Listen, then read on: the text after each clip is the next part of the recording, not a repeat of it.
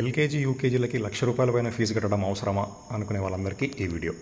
అంత ఫీజులు కట్టడం కరెక్టా తప్పా అనే క్వశ్చన్కి ఎవరు ఆన్సర్ చేయలేరు. ఎవరి ఒపీనియన్స్ వాళ్ళది. బట్ అది కరెక్ట్ డెసిషనా కాదా మనం తీసుకున్నది అనేది మాత్రం ఫ్యూచర్ విల్ టెల్. నేను ఎందుకు అంత కాన్ఫిడెంట్గా చెప్తున్నానంటే నా లైఫ్లో ఇది జరిగింది కాబట్టి.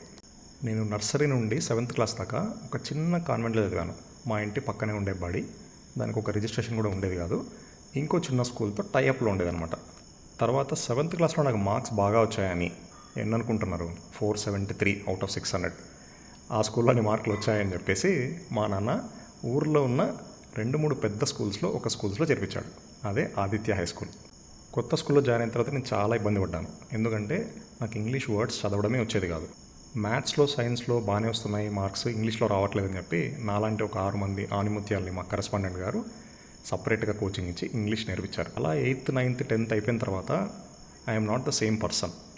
మన ఎన్వైర్న్మెంట్ కరెక్ట్గా లేకపోతే we will develop lot of fears and insecurities. నేను మా పాపని 1,00,000 పైన ఫీజు కట్టి చేర్పించడానికి ముఖ్య ఉద్దేశం మా పాప చిన్నప్పటి నుంచే ఫియర్స్ అండ్ ఇన్సెక్యూరిటీస్ డెవలప్ చేసుకోకూడదని. ఆ పైన sports facilities, communication skills, projects చేయడము, ఇలాంటివన్నీ సిబిఎస్ఈ సిలబస్ ఇలాంటివన్నీ యాడ్ ఆన్స్. నాన్న నన్ను ఊర్లో ఉన్న పెద్ద స్కూల్లో చదివించినప్పుడు మా పాప నేను ఉన్న పెద్ద స్కూల్లో చదివించడం అవసరమా కాదా?